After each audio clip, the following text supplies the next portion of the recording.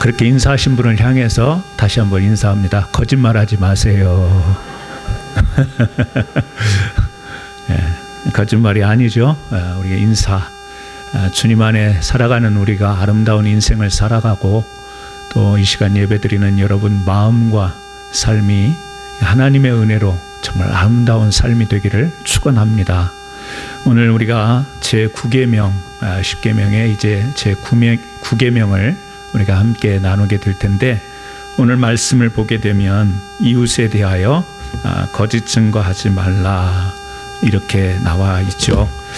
여러분, 제8계명은 도둑질하지 말라라는 말입니다. 이웃에 대해서 유형 재산, 물질에 대해서 말씀하시는 것이고, 이에 반해서 9계명은 이제 무형의 재산, 그러니까 어떻게 보면 명예에 관련된 그런 말씀이 되겠습니다. 10계명의 제9계명은 특별히 이스라엘 사회에 있어서 이 법정에서 재판을 할 때 굉장히 중요했던 그런 내용이죠. 왜냐하면 구약 이스라엘 시대에는 지금과 같은 사법제도가 없었기 때문에 레위 사람들이나 제사장이 재판장이 되어서 그 재판을 할 때 항상 중심 기준이 되는 것이 뭐냐면 증인이에요. 증인. 그런데 한 사람 가지고 되지 않고 두세 사람, 이런 사람들이 이 증언을 해주는 거에 따라서 이 판결에 굉장히 영향을 끼쳤던 그런 이스라엘 사회가 있었기 때문에 이 10계명 제9계명은 이스라엘 사회에 있어서는 굉장히 중요한 의미를 갖습니다. 그래서 이웃에 대하여 거짓 증거하지 말라, 그 말은요, 사실은 이 10계명이 어떻게 1차적으로는 이 법정에서 잘못 증언함으로 인하여서 다른 사람이 억울한 일 당하지 않고 피해를 입지 않도록 하라고 하는 그런 의미를 담고 있는 것이죠. 물론 여기에서 거짓 증거하지 말라는 말을 우리가 그렇게 법정에 한정해서 쓰인 말은 아니죠. 더 확대해 나가게 되면 우리가 일반적인 삶 가운데, 특히 우리 신앙생활 가운데 이 공의로운 재판장 되신 하나님 앞에 서서 바른 말을 하고 바른 증거를 하는 삶을 살아라. 그러니까 거짓말하지 말고 이 말, 언어에 대한 이야기가 되겠습니다. 거짓 증거, 그것은요, 말과 언어로. 그러므로 우리가 살아갈 때 항상 하나님을 의식하잖아요. 코람데오 하나님 앞에서 우리가 하나님을 인식하는데, 그 하나님은 어떤 분이냐? 재판장 되신 하나님, 옳고 그름을 분명하게 가리시는 하나님 앞에서 우리가 바른 말을, 그리고 거짓되지 않은 것을 우리가 가지고 살아야 된다. 이제 이런 의미로 우리가 말씀을 봐야 되겠죠. 그래서 제9계명의 이 목적은 바로 우리가 살아갈 때 우리의 말과 언어가 진실해야 된다, 이것을 우리에게 전하고 있죠. 여러분, 언젠가도 제가 말씀 나누면서 이야기를 했던 것 같아요. 사실과 진실이라는 것. 우리는 두리뭉실하게 그렇게 사실과 진실을 어떤 같은 개념으로 이해를 하는데 조금 구별할 필요가 있다고 말씀을 드렸죠. 사실, 팩트입니다. 이 사실의 반대말은 왜곡이에요. 사실인데 사실과 좀 반대되는 개념은 왜곡인데, 사실은 실제 현재 일어난 일, 이게 이제 사실인 것이고요. 진실은 그 사실 뒤에 담겨 있는 의도, 의미, 이런 것을 전체 아우러서 우리가 진실이라고 이야기를 합니다. 그러니까 이 방송이나 신문 기자들이 항상 추구하는 것이 뭐냐면 이 진실을 전달하는 것, 이것이 기자들의 책임이면서 의무거든요. 그래서 기자들은 이 팩트에 근거한 사실을 기사를 쓰면서도 이 진실을 캐내어 밝혀야 된다라고 하는 그 사명감이 있는 거예요. 예를 들어서 우리가 그런 이야기를 해볼 수가 있겠죠. 어떤 노숙자 차림에 한 30대 젊은 사람이 쇠파이프를 들고 이렇게 서 있는 버스의 유리창을 막 부수는 거예요. 그것을 보고 어떤 A의 기자는 이 기사를 어떻게 쓰냐면 30대 노숙자 정차해 있는 버스를 쇠파이프로 난타하다, 이렇게 기사를 쓸 수가 있는데 사실이거든요. 팩트예요. 본 그대로. 그런데 B라는 기자는 이 똑같은 사실을 보고 어떻게 기사를 내냐면 30대 남자 사고버스 유리창을 깨고 차량 폭발 위험에서 어린이를 구함, 이렇게 기사를 썼다라고 한다면, 여러분, A라는 기자는요 거짓말을 한 게 아니에요. 노숙자 차림에 30대가 쇠파이프를 들고 차 유리창을 깬 거 사실입니다. 그런데 그 유리창을 깨게 됐던 배경, 의도가 뭔가를 더 나아가서 밝히는 B 기자는요, 그 차가 사고 차량인데 그 안에 어린아이가 있는데 이 사고 차량이 조금 있으면 불이 나고 폭파할 수 있는데 어서 유리창을 깨서 그 아이를 구출해야 하고 그런 행동을 하는 것을 다 그런 의도, 왜 그렇게 파이프를 들고 깰 수밖에 없었던가를 다 밝히는 것, 이것을 우리가 진실이라고 이야기할 수 있겠죠. 그런 의미로 보면 사실과 진실이라는 것은 조금 우리가 차이를 두고 이해를 해야 됩니다. 출애굽기에 보면 시브라와 부하라고 하는 3파가 나옵니다.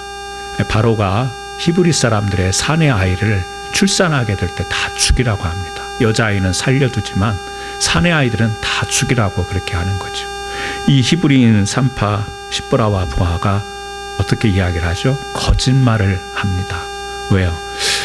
자기 같은 히브리 민족인데요.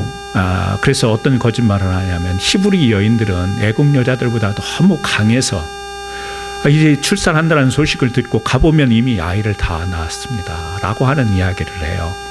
사실을 보면 이 두 여인은 거짓말을 합니다.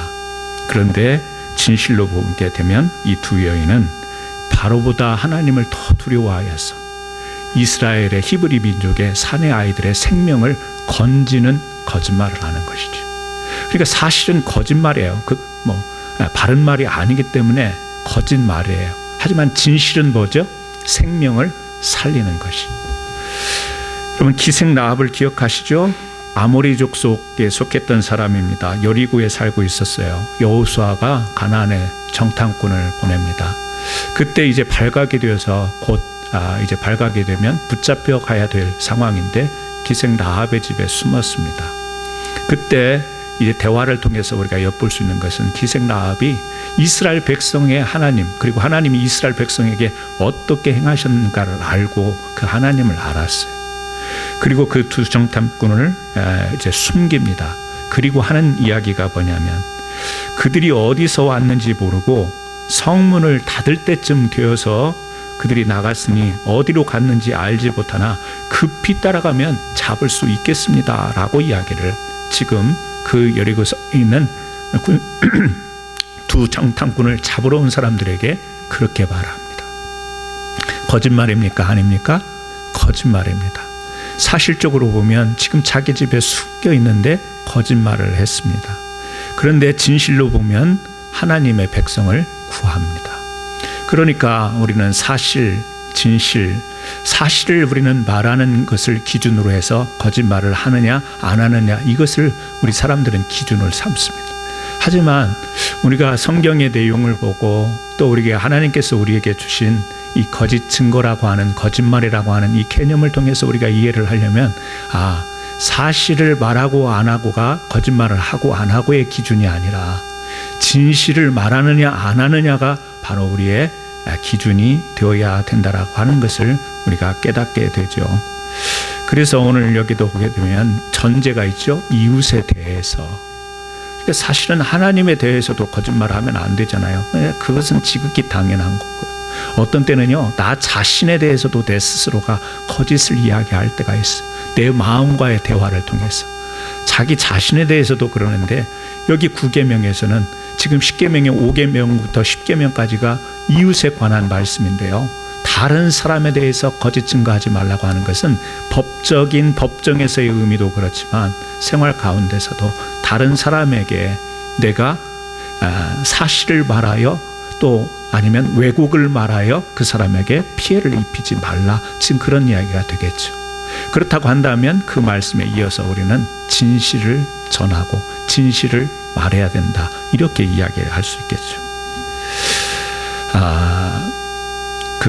가끔 우리가 이제 지금은 우리가 좀 많이 교회 신앙생활 형태가 많이 바뀌었는데 전에는 많이 신방도 하고 이제 이렇게 구역 예배, 목장 예배 가게 되면 꼭 이렇게 음식을 하게 되는데요. 가게 되면 이렇게 이제 성도님들이 정성스럽게 음식을 어쨌든 준비하지 않습니까? 그래가지고 음식을 이렇게 이제 예배를 드리고 교제를 나누면서 음식을 나눌 때 꼭 물어보시는 분들이 계세요. 뭐냐면, 목사님, 근데 제 생각은 그래요. 그냥 음식을 정성스럽게 준비했으면 맛있게 드세요 이렇게 해주면 참 고마울 것 같은데 꼭 확인하시는 분들이 있어요. 맛있어요 그러면 뭐라고 제가 대답을 해야 될까요? 어떤 경우에는 정말 맛있고 제 입맛에 맞는 경우가 있지만 어떤 때는 사람 음식 또 손이 다 다르니까 취향도 다르니까 잘 안 맞는 음식이 있어요. 그렇게 확인하면 저는 어떻게 대답하냐면 감사해요 이렇게 대답은 하는데 사실을 말하자니 맛은 없는데 맛있다고 말하는 것 그럴 때가 있거든요. 맛있어요. 네, 집사님 참 맛있습니다. 근데 맛이 없거든요. 이게 거짓말입니까? 아닙니까? 거짓말입니다. 사실은 거짓말이에요. 근데 진실은 뭐예요? 맛있다라고 그렇게 대답을 한 저의 진심은 뭐냐면 맛이 있든 없든 그분이 얼마나 정성껏 준비를 했냐는 거예요. 그걸 차리기까지 음식 솜씨와 상관없이 정성껏 준비하자. 대접하려고 교인들을 대접하고 목원들 대접하고 신방대원들 대접하고 또 목사를 대접하려고 어쨌든 막 전날부터 뭘 할까 생각하고 정성스럽게 준비했는데 맛있냐고 물어보면 혀의 입맛은 맛이 없지만 맛있어요 라고 대답할 때 그건 진실이에요. 왜? 그분의 정성 감사합니다. 고맙습니다. 음식의 맛을 여부를 떠나서 이렇게 대접함이 고맙습니다. 그런 의미를 담아 맛있어요 라는 말이 그것이 저는요 그걸 거짓말이냐 아니냐라고 하는 그거를 이야기할 때 굉장히 어렵다라고 하는 거예요. 가출생한 아이들 막 태어난 아이들 이렇게 사진 찍어서 보내면 이쁘던가요? 쭈글쭈글 하잖아요. 근데 얘네들이 이제 앞으로 크면서 엄마 아빠를 닮으면 그리고 또 어린 아이가 막 출생은 했지만 그래도 윤곽이라는 게 있으면 또 예뻐 보이기는 해요. 그런데 할아버지 할머니 그리고 아빠 엄마는 이유 불문하고 100% 이쁜 거예요. 근데 그걸 강요는 하지 마세요. 왜냐하면 그냥 딱 태어났을 때는 다 쭈글쭈글해요. 쭈글쭈글하다고요. 예쁘죠. 그러면 예쁘다고 대답을 하지. 좀 아기가 쭈글쭈글하네요. 이렇게 말할 수는 없잖아요. 근데 사실은요 쭈글쭈글해요. 막 형태가 아직 자리를 안 잡았기 때문에. 그때 진실은 뭐예요? 예쁘다라는 진실은 뭐예요? 하나님께서 집안에 귀한 생명을 주셨는데 얼마나 그 집안에 복이 되겠어요. 엄마 아빠는 얼마나 즐겁고 할아버지 할머니는 자기 자식보다 더 기쁘잖아요. 그런 기쁨이 집안에 있으니까 그 즐거움, 그 또 해산하는 수고와 고통을 통해서 얻게 된 그 가정을 축복하는 의미, 축하하는 의미로 너무너무 예쁘네요. 이렇게 우리가 이야기를 하는 거죠. 거짓말이에요? 아니에요. 거짓말입니다. 하지만 진실입니다. 여러분 이런 게 얼마나 많은지 몰라요. 우리가 다른 계명은요 노력을 해야 돼요. 여기 살인해 보신 경험이 있으신 분들 살인할 때 얼마나 힘들게 계획하고 준비해서 살인합니까? 도둑질할 때 머리 얼마나 써가면서 도둑질합니까? 거짓말은요 쉽게 할 수 있어요. 노력하지 않고 거짓말은 입으로 하는 거라 너무 쉽게 할 수 있어요. 근데 쉽게 하는 거지만 다 그 거짓말에는 아무 생각 없이 우리 주변에 보면 그런 이야기를 듣는 분도 계세요. 저 사람은 입만 열면 거짓말이야. 물론 그런 사람도 있긴 하지만 거짓말을 할 때는 다 우리가 의도라는 게 있어요. 의도라는 게 있습니다. 저희 집에 부끄러운 이야기를 하나 드리겠습니다. 저희 둘째 딸이요 3살 때예요. 프리스쿨 교회 부설 프리스쿨을 보냈습니다. 램스게이트라고 양해문 그런 유치원인데요. 하루는 이제 아이가 끝날 시간이 되어서 픽업하러 갔는데 이 로라 선생님 이름이 로라예요. 지금도 기억하는데요. 너무너무 어두운 표정으로 아내한테 그러더래요. 진아가 아침에 그러니까 이제 아이들이 모이면 교회 부설이기 때문에 프리스쿨이지만 이렇게 둘러 앉아서 기도 제목을 이렇게 내놓나 봐요. 근데 진아가 어제 아빠가 총에 맞아 죽었다고 그러는데 어떻게 된 거냐고 선생님이 아이를 픽업하러 갔더니 그러더래요. 말도 안 되는 이야기인데 우리 둘째가요, 그 기도 제목을 내놔야 되는데 갑자기 내놓을 게 없으니까 어젯밤에 우리 아빠가 총 맞아 죽었다고. 근데 그 전날 물어보니까 전날 그 이웃 사촌하고 남자인데요, 막 총놀이하고 그랬대요. 그러니까 얘가 갑자기 기도 제목은 내야 되는데 생각은 없고, 어린 아이들의 거짓말 심리를 한번 제가 책을 본 적이 있는데요. 어린 아이들에게 거짓말은 첫 번째 관심을 받기 위해서, 누군가에게 관심을 받고 싶을 때 그런 심리가 거짓말을 유발하게 된다, 그런 이야기가 있고, 우리 둘째는 목사 딸인데, 그래도 목사 딸인데 3살인데 근데 그것을 이 버르장머리 고쳐야지 하고 3살 버릇 막 이러면서 그렇게 다가갈 수가 없어요. 왜? 아이의 그 마음과 정신 연령과 그 심리를 이해하면 거짓말이라기보다는 얘가 이렇게도 둘러대는구나, 이제 내가 하는 말이 다른 사람에게도 이제 전달이 되는 그런 것을 깨닫는 시기에 하게 하는 행동이기 때문에, 그걸 보면, 그 의도를 보면 딱히 이걸 거짓말이라고 할 수 있을까, 이런 생각이 드는 것이죠. 우리 부모 되신 우리 성도님들 보면 자식들에게 거짓말 해본 적이 있습니까, 없습니까? 자식들이 어머니 아버지 많이 편찮으세요? 어디 아프신 데 없어요? 그런데 당신은 아프면서 자식들이 걱정할까 봐, 야, 안 아프다, 건강하게 잘 지낸다, 거짓말이에요, 아니에요? 대답을 못하죠. 다 거짓말 해봤죠. 그런 거짓말. 여러분, 그걸 거짓말이라고 우리가 할 수 있나요? 사실은 거짓말이에요. 하지만 진실은 뭐예요? 자녀들이 걱정할까 봐, 자식들 걱정할까 봐 그 이야기를 못하는 거죠. 이런 거짓말들을 우리는 생활 속에서 다분히 많이 안고 살아가는데, 딱히 토요일 날 아침 기도에 나와가지고 하나님 아버지, 어제 우리 자식이 안부 전화를 했는데 제가 아프면서도 안 아프다고 그렇게 대답했습니다. 이 죄를 용서하여 주옵소서 라고 회개하는 사람이 있냐라는 거예요. 거짓말로 생각도 안 하고 우리는 그것은 자식을 위한 게, 또 거꾸로 부모에게 걱정을 안 끼치려고 자식들이 하는 거짓말도 있죠. 그러니까 우리는 사실 하나를 기준을 놓고 이게 거짓말이냐, 잘못됐다, 거짓말 하지 말라, 이게 우리 믿는 사람들이 살아야 된다, 사실을 놓고 기준을 놓고 보면 굉장히 우리 사는 것이 어려워진다라고 하는 이야기입니다.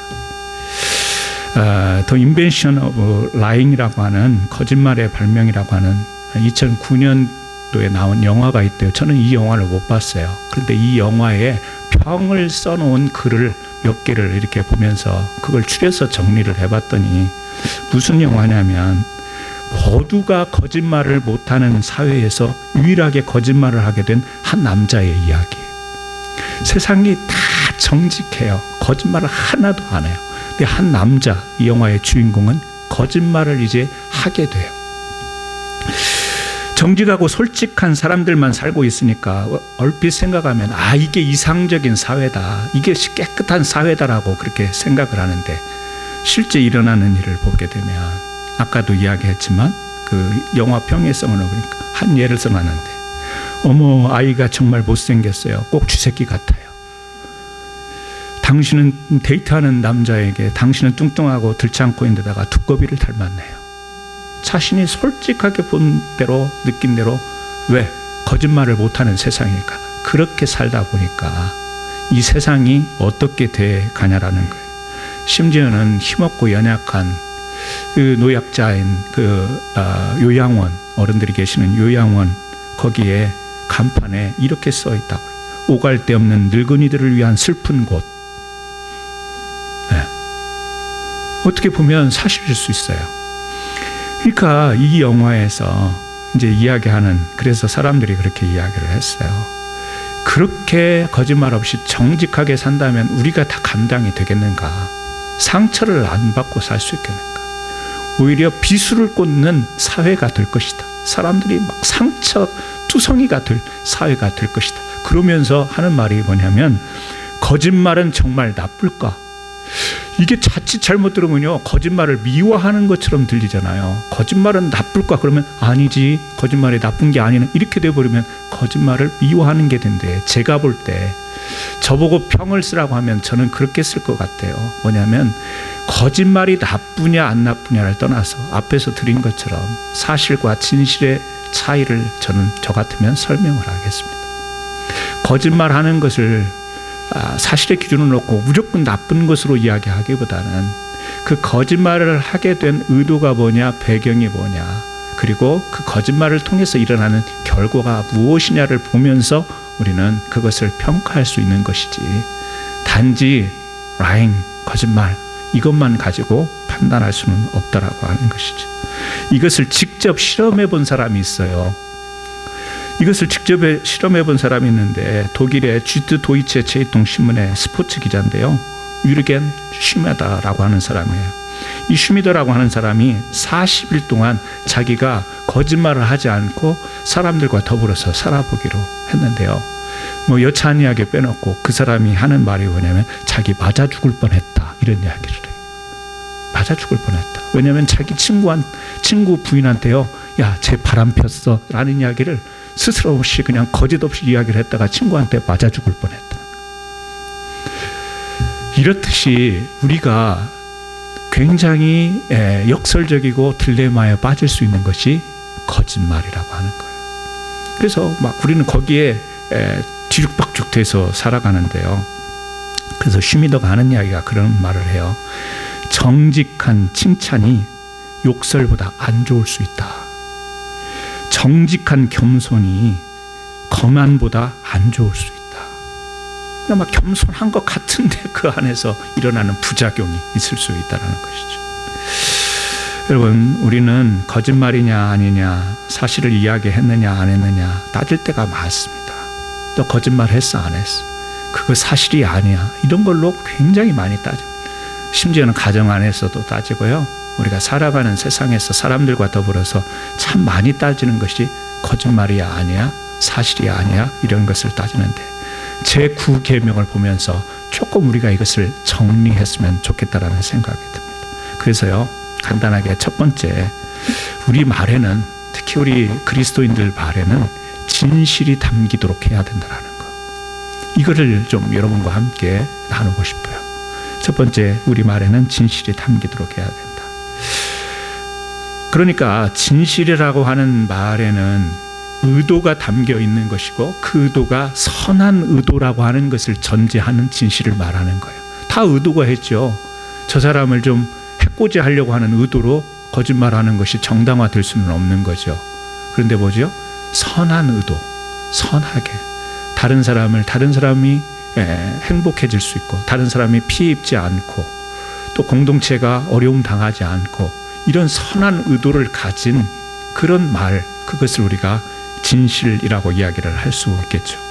사람에게 용기 줄 수 있고 회복을 가져다, 그러니까 사람의 생명을 살리는 말. 생명을 살리는 말에는 때로는 책망도 필요합니다. 바른 말도 필요하죠. 가슴이 아플 수는 있지만 책망도 바르게 하고, 교육하는 말, 또 교훈하는 말도 담겨야 되는 것이지, 무조건 저 사람 그냥 옹호해 주라는 그런 이야기는 아닙니다. 하나님은 우리 사람에게 언어의 능력을 주셨어요. 말의 능력을 주셨습니다.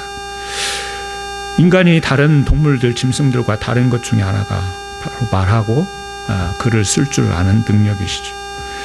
이것은 우리의 생각을 전달하게 하고 의사소통을 하게 하는 것인데, 첫째는 하나님과 관계 속에서, 또 그리고 우리가 이웃과의 관계를 통해서, 그래서 하나님이 주신 이 위대한 능력을 가지고 이것을 잘못 사용하는 것은 죄가 되는 것이죠.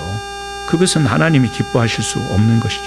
다른 사람에게 피해를 입히고 다른 사람을 해하게 하고 망신 주고 다른 사람이 어려움 당하도록 하나님이 주신 이 거룩한 능력의 언어를, 말을 그렇게 사용하면 안 되는 것이죠. 그 능력을 주신 하나님을 모독해서는 안 되는 것이죠. 그래서 우리 사랑하는 성도님들의 이 언어, 말 속에는요, 저는 진실이 담기기를 축원합니다. 여러분들이 그런 언어를 사용하고 계신 줄 압니다. 뭐냐면 내가 정말 하나님이 주신 거룩한 이 언어, 거룩한 입술로 이렇게 화평을 쫓고 거룩함을 쫓는 이런 말을 사용하는 진실이 담긴 말. 두 번째는요, 우리 말에 지혜가 담겨야 됩니다.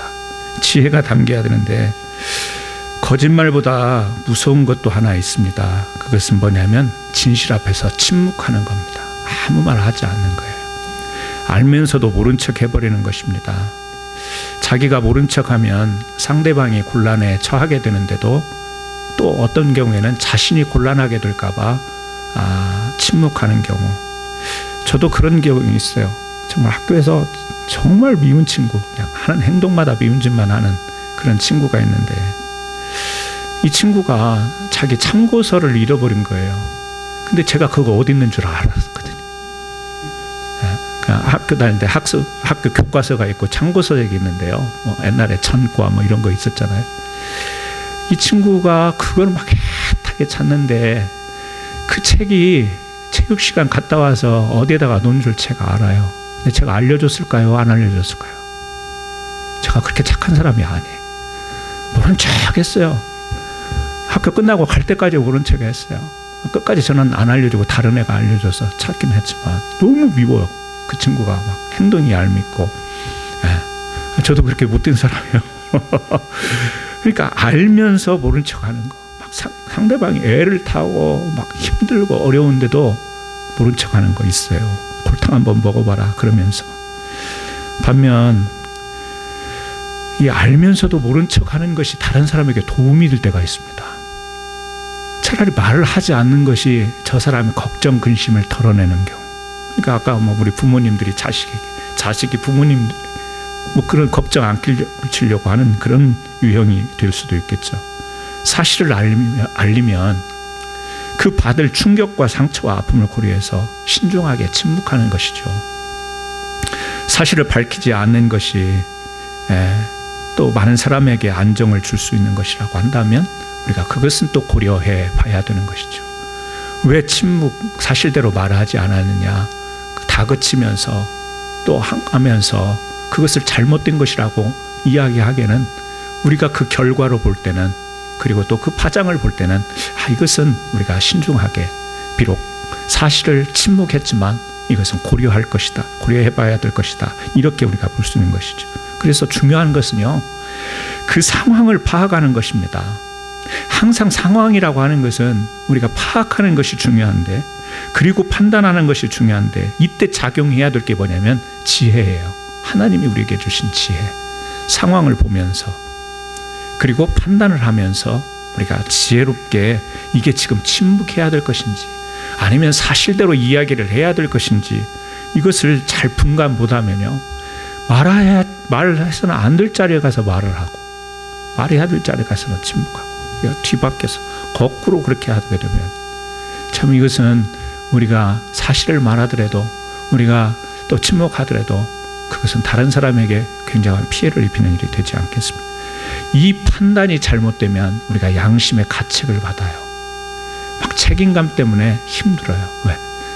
내가 그때 말할 걸 후회하게 돼. 그때 내가 말하지 말 걸. 막 양심의 가책, 양심의 찔림을 받으면서 살아가요. 뭐가 잘못되면요, 상황 판단을 잘못하면. 다시 말하면 지혜롭지 못하면 우리는 항상 괴로운 삶을 살아요. 왜? 후회. 그때 내가 왜 그때 내 막 자기 입을 두드려가면서요, 이놈의 입이 방정이야 그러면서. 여러분, 우리가 그래서 지혜가 필요해요. 결국에 항상 하는 이야기지만 지혜는 하나님 말씀으로부터, 그리고 그 상황 판단은 기도하는 사람들이 판단하는 거예요. 그래서 왜 우리가 말씀과 기도의 생활을 살아가는가? 하나님께 응답받는 것도 중요한 우리의 기도의 제목들이지만, 살아가면서 순간순간 거짓말을 할 수 있고 순간순간 이런 위험 앞에서 지혜롭게 판단하여 후회하지 않고 양심에 가책받지 않고 밝은 그 삶이 다른 사람에게도 전달이 되어서 우리가 살아가는 삶의 자리가, 변두리가, 주변이 풍성하고 행복하고 아름다운 삶을 살아가는 그런 작은 원동력이 나로부터 나갈 수 있기 때문에 중요한 것이죠. 세 번째는요, 우리의 말에는 믿음이 담기도록 해야 됩니다. 그러니까 우리 말에는 진실이 담겨야 되고, 또 우리 말에는 지혜가 담겨야 되고, 세 번째 마지막으로 저는 믿음이 담겨야 된다. 여러분, 가나안 정탐꾼 보고 이야기 잘 아시잖아요. 10명의 정탐꾼은 돌아와서 그 가나안 땅의 사람들과 그 땅이 어떤지를 보고합니다. 이스라엘 사람들보다 훨씬 장대하고 덩치도 크고, 그 땅은 자기네들이 경험해보지 않은 더 발전된 모습을 가지고 있는 모습을 보고 와서 기가 죽었어요. 그래서 저 땅을 보니, 그리고 저곳에 사는 사람들을 보니 덩치도 우리보다 크고 우리들보다 훨씬 나은 삶을 살고 있어서 과연 우리가 저곳에 들어가서 저들을 정복하고 살 수 있겠는가 두렵고 걱정되는 마음으로 보고합니다. 사실이에요? 거짓말이에요? 사실을 말합니다. 그런데 여호수아와 갈렙은 저들은 우리의 밥이다라는 거예요. 뻥이에요? 사실이에요? 조금 과장된 듯 우리가 볼 때는요, 사실적으로 보면 과장된 10명의 정탐꾼이 사실을 이야기합니다. 여호수아 갈렙은 근데 무엇을 이야기하나요? 믿음을 이야기합니다. 하나님께 받았던 말씀, 하나님께 받았던 약속의 말씀, 가나안 땅을 이스라엘 백성들에게 주겠다라고 하는 이 약속, 그 약속을 믿음을 가지고서 그 땅을 보고 그 믿음을 가지고 돌아와서 보고를 하게 될 때, 실제 10명은 사실 보고를 하지만 2명은 믿음의 보고를 하는 것이죠. 10명은 가나안 땅에 들어가지 못합니다. 여호수아 갈렙은 가나안 땅에 들어갑니다. 사실대로 보고한 사람은 들어가지 못하고, 사실이 아닌 약속을 따라 믿음을 가진 사람들은 가나안 땅에 들어가게 됩니다. 여러분, 성경을 어떻게 보실 건가요? 거짓말하는 사람들, 어떻게 보면 뻥친 사람들은 들어가고 사실을 말하는 사람들은 어떻게 보면 복을 받지 못하는 것처럼 보이지 않습니다. 이것을 어떻게 해석할 건가요? 그러므로 사실을 말하느냐 안 하느냐는 제가 오늘 처음부터 말씀드리지만 그게 우리의 기준이 되면 우리가 굉장히 혼란에 빠지게 됩니다.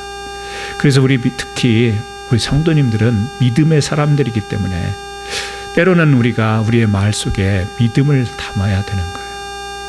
제가 어떤 때는요, 뭐 그렇게 과장되게 이야기를 하려고 하지 않지만 막 기도하다 보면 교회를 향하신 하나님께서 막 꿈도 주시고 비전도 주시고 또 막 감동을 주실 때가 있어요. 굉장히 조심스럽게 말을 하지만 어떤 때는 좀 현실성 없는 이야기를 우리 성도님들에게 할 때가 있습니다.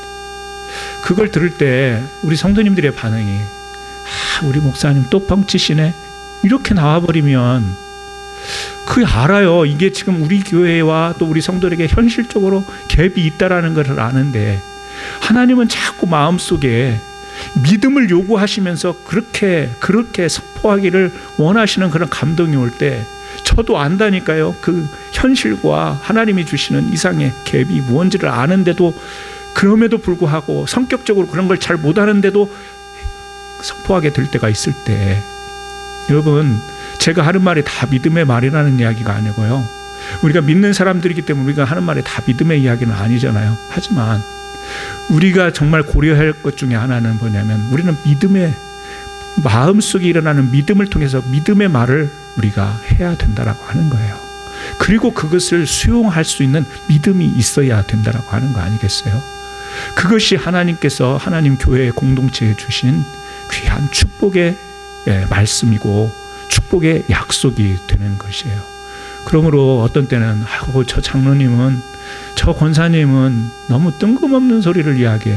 아니요, 가만히 귀 담아 들어보고, 또 그분이 기도하고 내가 기도하고 우리가 함께 기도하면서 저분이 이야기한 이야기가 믿음의 소리구나, 하나님이 저분을 통해서 믿음을 우리에게 선포하시는구나 라고 한다면, 이 말을 거짓말이야, 저건 자기 말이야, 자기 생각이야, 이렇게 그냥 다 거절하지 마시고 믿음의 언어로 들을 수 있고, 또 내 자신도 어떤 때는 사실만을 이야기하고 나는 정직해, 나는 거짓말 못해, 나는 바른 말만 하고 살아, 오히려 이런 분들이 무섭다니까요. 그게 아니라 하나님이 주신 말씀을 우리가 그것을 선포할 수 있는, 그래서 진실해야 됩니다. 의도를 가지고, 선한 의도를 가지고 진실해야 됩니다. 또 우리가 지혜를 가지고 말을 해야 될 때와 침묵해야 될 때를 잘 구별해야 됩니다. 그러면서 항상 잊지 않아야 될 우리의 원칙은 믿음의 사람이니까 믿음의 말을 해야 된다라고 하는 것, 이것을 우리가 가지고 오늘 또 이 제9계명을 거짓 증거하지 말라는 말 속에 이런 의미도 있구나라는 것을 생각하면서 여러분의 말과 언어에 놀라운 축복의 길을 간절히 소원합니다. 이 시간 우리 같이 한번 기도하겠습니다. 하나님, 우리가 늘 살아가면서 참 많은 말을 하고 삽니다. 때로는 거짓말인 줄 알면서 거짓말을 하고, 때로는 거짓말인 줄 의식 못하고 거짓말을 할 때도 있는데, 오늘 말씀을 나누면서 중요한 것은 선한 의도를 가진 진실을 이야기하고, 또 우리가 어느 상황과 어느 판단 속에서 지혜롭게 판단하여 다른 사람에게 피해를 주거나 공동체에 어려움을 가져다 주지 않는 지혜로운 우리 판단, 언어가 쓰이게 하시고, 특별히 우리는 믿음의 사람이기 때문에 하나님, 사실도 중요하지만 믿음을 선포할 수 있는 믿음 사람 되게 하옵소서. 우리 짧지만 한번 같이 다짐하는 시간, 그런 의미로 기도 드리시겠습니다. 할렐루야. 하나님 아버지 감사합니다. 거룩한 주일, 오늘 10계명의 제9계명을 저희들에게 말씀으로 주셨습니다. 거짓 증거하지 말라고 하는 말씀, 이웃을 전제하십니다. 이웃에게 피해를 주지 않기 위하여 왜곡되거나 또 사실이 아닌 것을 전하거나 진실이 아닌 것을 전하는 우리의 언어 생활을 다시 한번 뒤돌아봅니다. 하나님께서 우리에게 언어라고 하는, 말이라고 하는 놀라운 축복을 허락하여 주셨는데, 이것이 하나님을 모독하는 도구가 되지 않게 하여 주시옵시고, 이웃의 생명을 살리게 하시고 이웃을 회복시키게 하시고, 나 자신을 또한 아버지 하나님 온전하게 회복시킬 수 있는 그런 말들이 되게 하여 주옵소서. 사실도 중요하지만 하나님, 특별히 우리 믿음의 사람들에게 이 믿음의 언어가 필요합니다. 하나님의 약속의 말씀, 진리의 말씀을 붙잡고 승리하며 살아가는 귀한 성도들 되게 하여 주옵소서. 감사드리옵고 예수님의 이름으로 기도드리옵나이다. 아멘. 390